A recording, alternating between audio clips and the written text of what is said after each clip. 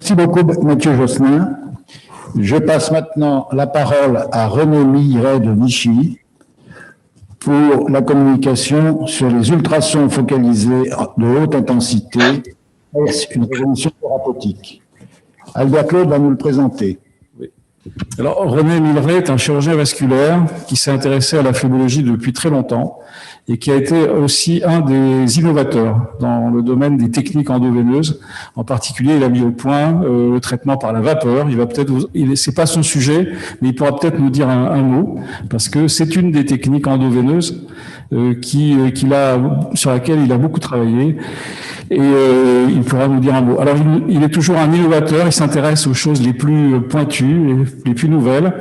Et on voulait absolument vous parler des techniques HIFU, et qui se répandent dans bien d'autres disciplines que la phlébologie, en gynéco, en toutes sortes de disciplines, et en uro.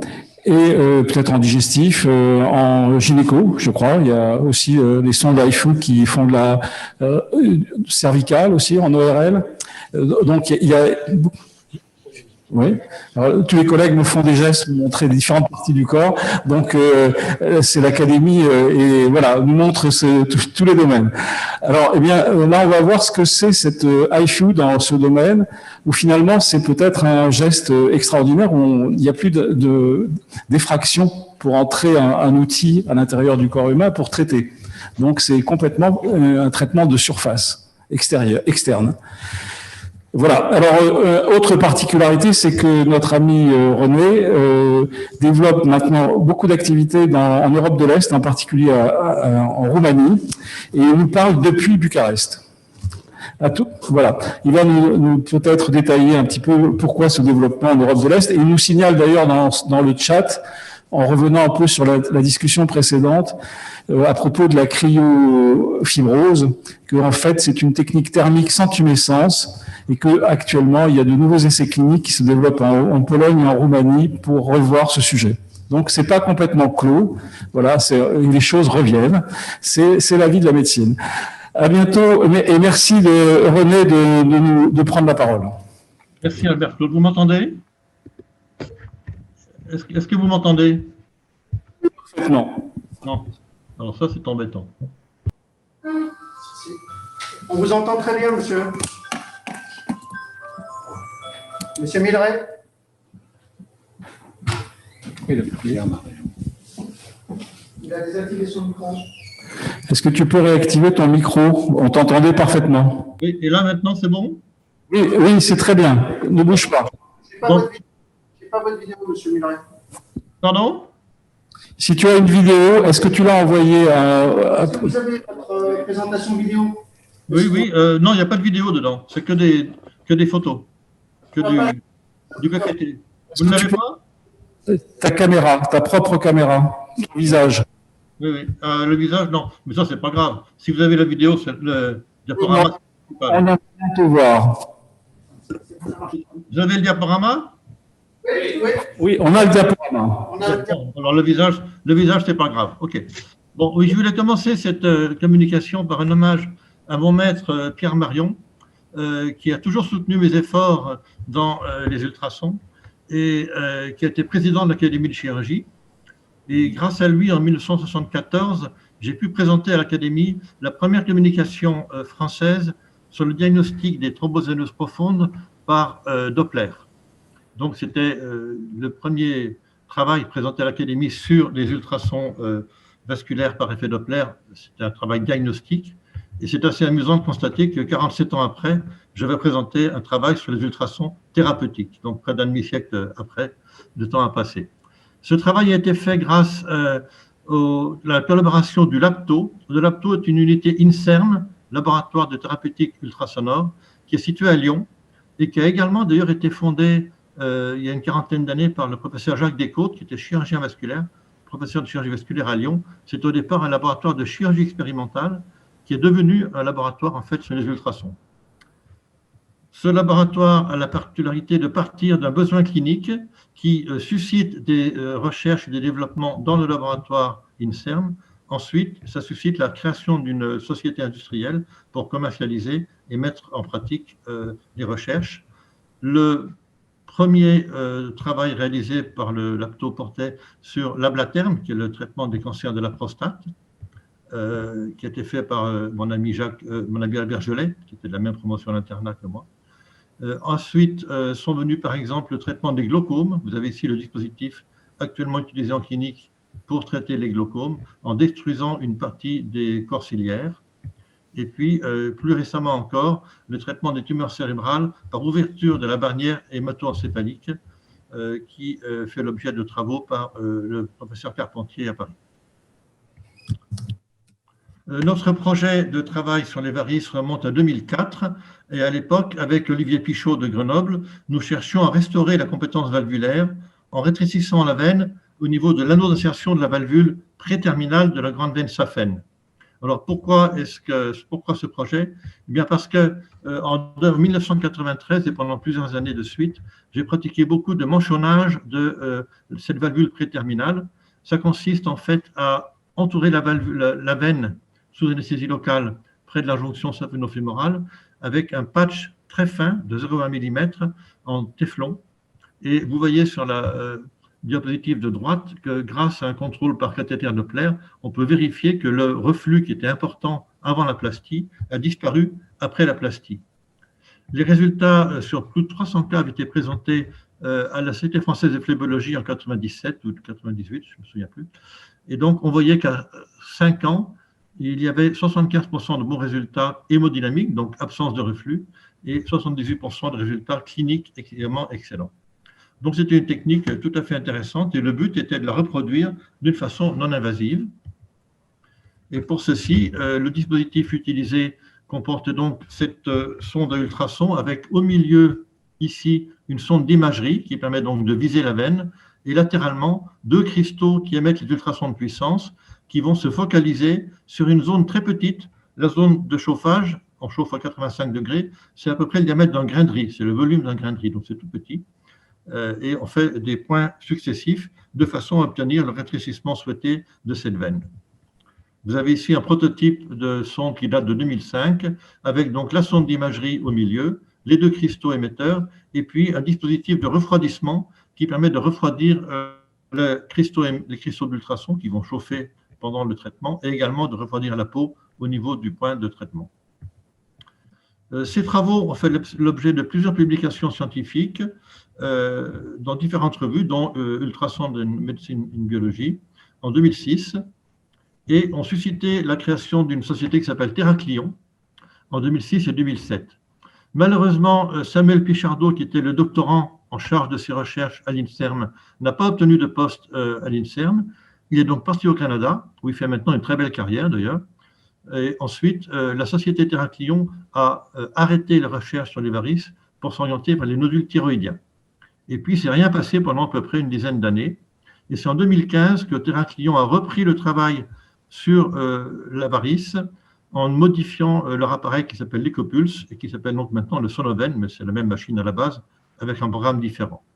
Simultanément, au LAPTO, on a repris le projet avec un projet qui s'appelle VeinSound et qui vise donc à obtenir un appareil de traitement des varices plutôt dans une optique de réparation que d'ablation. Voici une des sondes utilisées donc par le projet VeinSound. Vous voyez qu'il y a une membrane très très fine dans laquelle circule le liquide de refroidissement, mais qui permet également, par réglage de l'épaisseur, de modifier la distance du point focal par rapport à la peau. Vous avez ici un écran donc, de traitement avec la veine en coupe transversale au milieu, sur laquelle on va superposer une mire avec le point focal, là où on va appliquer le chauffage. Et ici, vous voyez une étude animale réalisée donc par le groupe VeinSound. Et vous voyez sur les flèches jaunes que 3 semaines après le traitement sur la brebis, on obtient bien un rétrécissement du calibre de la veine permanent et sans oblitération de la veine. Donc, ça permet d'ouvrir la porte à nos applications de réparation valvulaire ou d'autres techniques conservatrices de la veine saphène. Vous avez ici l'histologie de cette brebis, avec à gauche la veine normale et à droite la veine rétrécie de calibre, épaissie au niveau de la média, mais l'endothélium est intact, donc il n'y a pas eu de caillot ou de thrombus provoqué dans cette veine. Parallèlement, donc, Terraclion a réalisé des études animales en vue d'oblitérer la veine. Et ce sont des études qui ont été publiées donc, à 2 reprises l'année dernière, en 2020. Elles ont permis le passage au travail clinique. Le système Sonoven, donc actuellement en utilisation clinique chez Terraclion, est un dispositif robotisé, c'est-à-dire que le médecin programme le traitement qui ensuite va être exécuté par le dispositif lui-même, sans intervention du médecin manuel. L'imagerie est à 7,5 MHz, elle sera prochainement portée à 10 ou 12 MHz pour avoir une image de meilleure qualité. Et le refroidissement se fait par un kit à usage unique, malheureusement, parce que ça augmente pas mal le coût du traitement par malade. Voici ce système qui est assez volumineux, assez coûteux, qui est en pratique réservé à des centres spécialisés, des centres hospitaliers, parce qu'il n'est pas à la portée d'un cabinet médical. Par contre, le système Vensound, qui est beaucoup plus petit et portable et qui est un système manuel, donc c'est le médecin lui-même qui va bouger sa sonde, sera à la portée d'un cabinet médical. C'est donc deux choses un petit peu complémentaires. Les essais cliniques ont commencé pour Terraclion avec le docteur Alfred Obermeier de Vienne, qu'on voit ici en train de programmer le travail. Donc en pratique, il va faire le trajet de la sonde robotisée avant de chauffer, et ensuite ce trajet sera reproduit par la sonde au moment du chauffage. Voilà, ici encore donc, mon ami Alfred Obermeier qui surveille la réalisation du traitement par l'appareil. Alors c'est un traitement qui est assez lent parce que comme le volume traité est de la taille d'un grain de riz, comme on l'a vu, eh bien ça prend beaucoup de temps. Les progrès de la programmation de l'appareil permettent quand même d'aller un peu plus vite, mais il faut quand même compter, si on voulait traiter une saphène complète, au moins une quarantaine de minutes. Voici des cas cliniques de l'équipe de Vienne, avec ici une patiente qui avait un reflux de la jonction saphéno-fémorale, et cette jonction saphéno-fémorale a été oblitérée par ultrason. Alors je crois qu'ils n'ont pas traité le reste de la saphène, ils ont simplement fait donc effectivement l'équivalent d'une prossectomie finalement. Et ici, une autre patiente qui avait une récidive de jonction saphéno-fémorale avec un stump, avec un moignon après chirurgie. Ce moignon a été fermé et donc la baisse de pression dans le système a permis progressivement d'aplatir le réseau variceux que vous voyez ici après 3 mois. Il y a peu de publications à l'heure actuelle encore, puisque les essais cliniques ont commencé en 2008 seulement.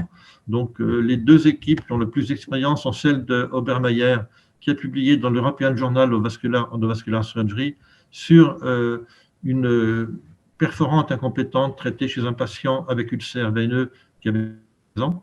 Donc, effectivement, le fait de pouvoir faire un traitement peu agressif était particulièrement intéressant chez ce malade, qui a pu ensuite fermer son ulcère. Et puis Mark Whiteley de Londres, qui a, je crois, actuellement 2 machines en utilisation et qui travaille beaucoup, a donné sa première expérience en 2019.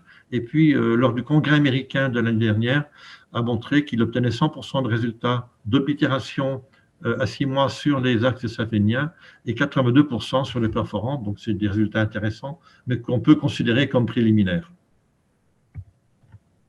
Alors, quels sont les avantages? Donc, ben, effectivement, c'est ce que disait Albert Claude, c'est que l'effraction cutanée est limitée. Alors, quand on fait une technique thermique, il faut quand même une injection anesthésique. Cette injection peut être omise dans un certain nombre de cas. Obermeier disait que dans 30% de ces patients, il n'avait pas besoin d'anesthésie locale. Il faut quand même, à mon avis, des patients assez compliants et courageux, parce qu'on chauffe à 85 degrés, ça doit quand même être assez douloureux. Mais avec des modifications de programme, on peut effectivement rendre, disons, ce chauffage plus tolérable. Si le laser et la radiofréquence sont donc considérés comme des techniques mini-invasives, on peut dire que les IFU sont des techniques micro ou réellement non-invasives. Les facteurs limitants sont le fait que la technique opératoire n'est pas figée. On peut dire que la dizaine d'appareils actuellement installés, ce sont des essais cliniques, et donc il n'y a pas de protocole définitif. Le matériel est encore évolutif et actuellement, ce sont donc 2 sociétés relativement modestes qui le produisent. Le jour où les gros fabricants vont s'y mettre, on aura effectivement des appareils certainement moins coûteux et plus évolués, mais ça va prendre un petit peu de temps. Comme on a vu, le temps de traitement est plus long que pour les techniques endoveineuses et ça peut être un facteur limitant. Les limites de calibre veineux ne sont pas déterminées. Actuellement, on traite des veines jusqu'à 6 mm ou 7 mm, mais on n'a pas d'expérience sur des varices plus importantes. Et il est assez possible que ça soit difficile de les traiter si on veut les oblitérer, puisque le point de chauffe est quand même assez réduit. Par contre, pour des techniques de réparation lobulaire, c'est quelque chose qui est moins important. Et alors, le coût est proche de celui d'une technique endoveineuse, mais la répartition des coûts est différente. C'est-à-dire qu'une technique endoveineuse, comme on a vu, est pratiquée en bloc opératoire. Les techniques ultrasonores seront faites en cabinet, le plus souvent, ou en pièces dédiées dans le cas des hôpitaux. Par contre, le matériel consommable pour le cas de théraclion est plus cher que les cathéters utilisés en radiofréquence ou en laser. On peut là encore penser que plus ces techniques vont se diffuser avec des sociétés importantes et moins elles seront coûteuses, le but étant de rendre le traitement assez proche finalement de celui d'une sclérose à la mousse. Alors, le véritable avenir, et là c'est une opinion personnelle que je vais vous donner, mais je pense que le véritable avenir de ces techniques-là, c'est de sortir de l'ablation systématique. Parce qu'on sait que depuis l'étude de Rasmussen, Lars Rasmussen, qui est donc un Danois, qui a fait une étude très importante, une étude randomisée, où il a comparé les techniques thermiques, radiofréquence et laser, la sclérothérapie à la mousse et le stripping, sur 5 ans. Donc sur ces 5 ans, il s'est aperçu qu'au bout de 5 ans, il y avait entre 20 et 30% de patients qui avaient de toute façon des récidives de leur maladie variqueuse par évolution de cette maladie, et que donc les techniques étaient à peu près équivalentes à ce niveau-là, ce qui fait penser qu'il faut adapter le traitement à l'évolution de la maladie. Si en effet on dispose d'une technique qui est peu invasive, qu'on peut faire au cabinet dans des conditions proches finalement de celles d'une échographie, le suivi des patients va devenir actif, c'est-à-dire qu'on va pouvoir prendre des malades jeunes avec une maladie varicoseuse débutante, leur proposer par exemple des techniques conservatrices, donc ne pas chercher à supprimer la saphène, mais plutôt à réparer les valvules ou à bloquer des collatérales.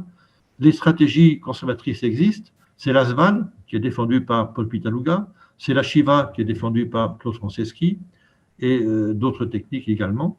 Ces méthodes reposent sur des gestes limités et qui sont en fait faciles à reproduire en IFU, en ultrason. Donc, je pense personnellement que la vraie révolution des IFU ne sera pas seulement le fait d'apporter une technique nouvelle, mais ce sera être la façon d'appréhender l'insuffisance veineuse superficielle par les médecins et par les patients. Par les médecins pour qu'ils suivent des malades régulièrement en les prenant à un stade beaucoup plus précoce qu'aujourd'hui, et par les patients pour bien leur faire comprendre que ce n'est pas une seule opération ou une seule technique miracle qui va les guérir, mais qu'il faut effectivement qu'ils se surveillent, qu'ils se fassent suivre et qu'ils acceptent plusieurs traitements qui seront des traitements non invasifs, un petit peu comme chaque année on va chez le dentiste, on ira peut-être chaque année ou tous les 2 ou 3 ans chez le phlébologue pour que sa maladie veineuse soit contenue. C'est à ce moment-là seulement, à mon avis, que les IFU seront l'outil d'une véritable révolution thérapeutique. Et je pense que ça va prendre quand même quelques années, je dirais de 5 à 10 ans. Je vous remercie.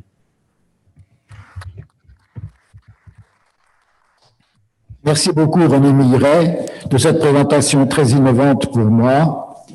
Je regrette que cette technique de téléconférence, qui est très importante pour garder un contact entre l'académie et les académiciens et les autres praticiens, ne me permette pas de vous voir. Je n'ai pas la chance.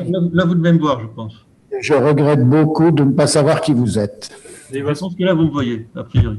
Oui, oui, voilà. Bonjour. Bonjour. Merci beaucoup. Alors, vous avez évoqué la formation à l'IHU.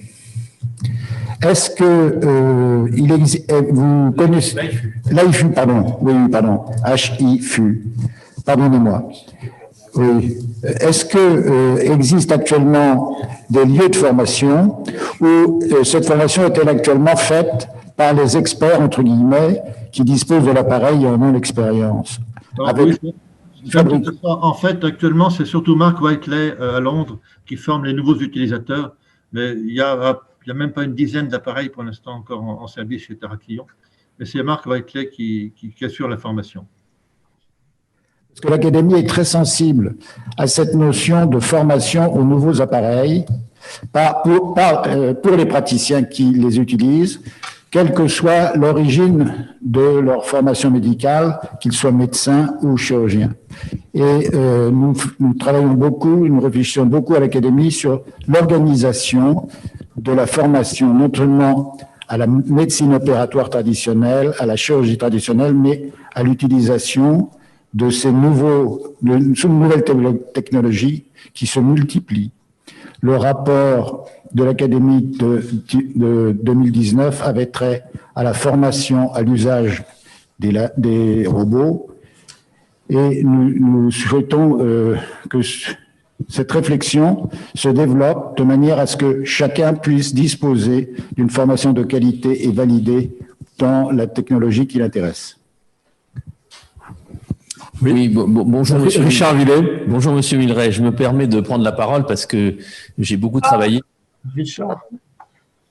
Allô, allô? Allô? Vous nous entendez? Oui, oui, oui. Je me permets de prendre la parole parce que j'ai été très concerné par les ultrasons focalisés de haute intensité, et notamment par un travail avec, vous l'avez cité d'ailleurs, avec Michel Nuta, Anja Kleber et David Comartin, concernant l'utilisation de cette procédure dans l'espoir de traiter les adénofibromes du sein. Et je vois que vous avez le même problème, c'est-à-dire qu'il y a un problème quand même de coût qui était quand je faisais ça, d'abord il n'y avait pas de remboursement, et je remercie Philippe Marre d'avoir évoqué ce sujet, parce que c'est ça le grand problème. Et pour le moment, comme vous l'avez bien dit, ces données sont totalement expérimentales, puisqu'on a en France, je crois, seulement 3 ou 4 machines de Téraclion. Et je vous pose là une question, c'est que je crois que pour le moment, le remboursement d'IFU n'est pas du tout obtenu, que c'est fait de façon purement expérimentale.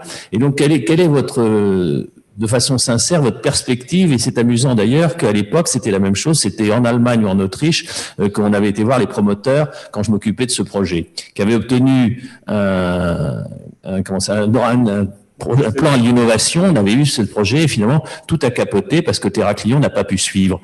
Où en est cette société et où vous en êtes des réflexions dans le travail que vous faites avec eux?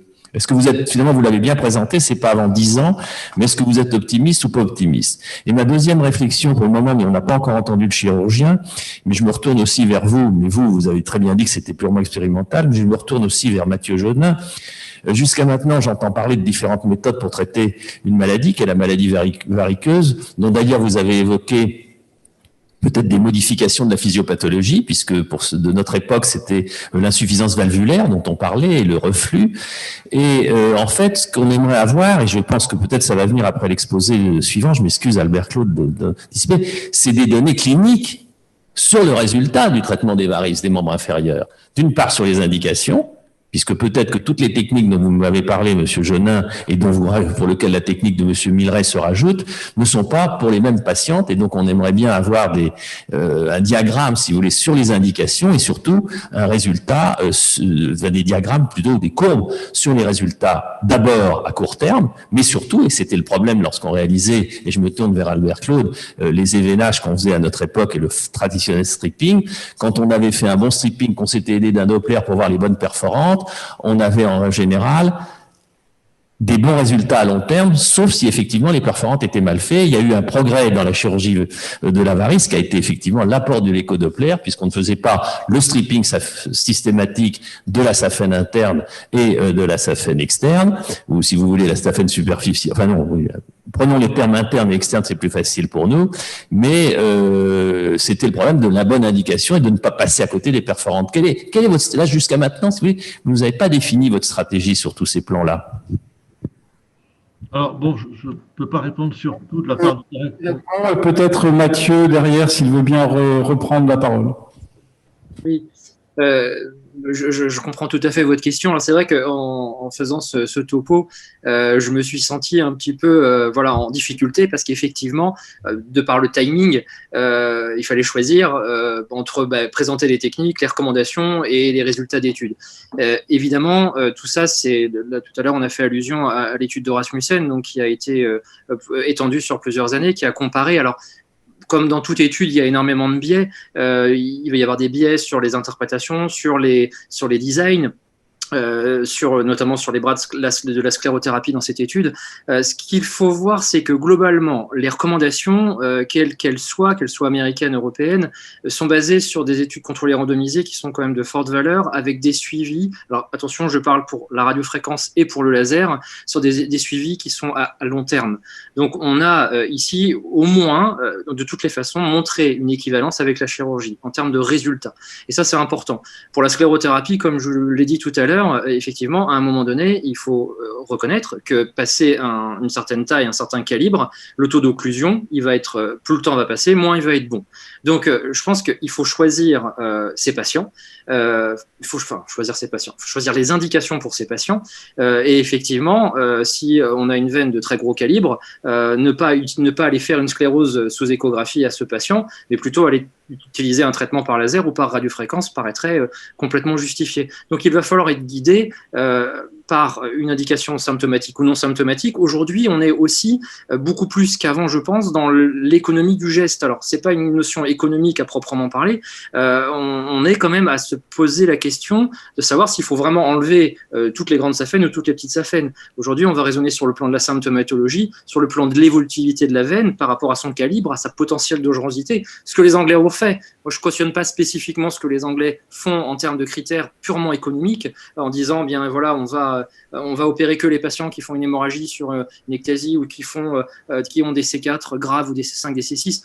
En France, on n'en est pas là. En France, on peut très bien opérer un C3 qui reste symptomatique, mais je pense qu'il faut effectivement poser les bonnes indications. Après, avec le recul qu'on a aujourd'hui et les recommandations que nous avons, clairement, radiofréquence et laser, en termes d'efficacité, sur le long terme, on est au moins aussi efficace que la chirurgie. Je pense qu'il faut à un moment donné, voilà. Enfin, moi, c'est la réponse que je peux apporter. Je ne sais pas si ça peut vous paraître clair. Je pense que ce serait intéressant de reprendre les grosses études qui ont fait toutes les recommandations. On les a toutes. Elles sont toutes très intéressantes à reprendre dans le détail. Et c'est ce dont souffrent les techniques qui viennent d'arriver, qui émergent, qui, elles, pour le coup, ont des suivis qui sont vraiment à très court terme. Et là, on peut difficilement conclure clairement sur leur efficacité. Alors, il faudrait rendre hommage en complément à Michel Perrin, chirurgien vasculaire de Lyon, qui a été un de nos maîtres, avec Jean-Jérôme Gex, qui a été également un des présidents de la SFP, et qui continue de rédacteur en chef du journal de la SFP, Phlémologie anale vasculaire. Eh bien, ses collègues ont milité pour mieux répondre aux questions de Richard Villet, c'est-à-dire les essais cliniques randomisés, qui montrent que, en fait, la chirurgie, contrairement aux idées que nous avions pu avoir, crossectomie, stripping, souvent bilatérale, voire même des 4 saphènes, c'était un peu une mode à l'époque, eh bien, c'est avec des résultats cliniques qui sont de très mauvaise qualité. À distance, ça ne marche pas si bien que ça. Et les épreuves, la médecine fondée sur l'épreuve, les comparaisons avec les techniques endoveineuses actuelles sont en faveur des techniques endoveineuses sans crossectomie, en allégeant finalement les gestes et la durée d'hospitalisation, etc., et d'arrêt de travail. Donc, c'est un peu tous ces éléments qui militent en faveur des techniques endoveineuses.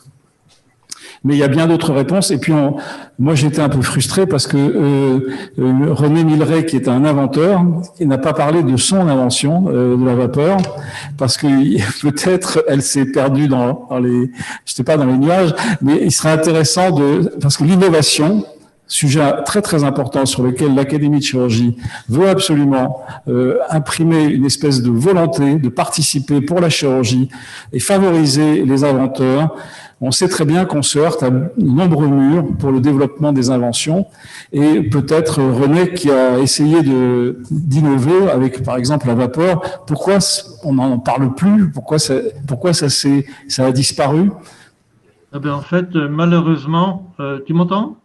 Oui, on t'entend parfaitement. Alors, malheureusement, la société n'a pas survécu au Covid, c'est-à-dire que c'était une petite société qui fabriquait l'appareil à Besançon, et comme son marché s'est arrêté puisque les opérations de varices ont baissé l'année dernière un peu dans tous les pays, la société n'a pas survécu, elle n'a pas obtenu de soutien bancaire et donc elle a déposé son bilan.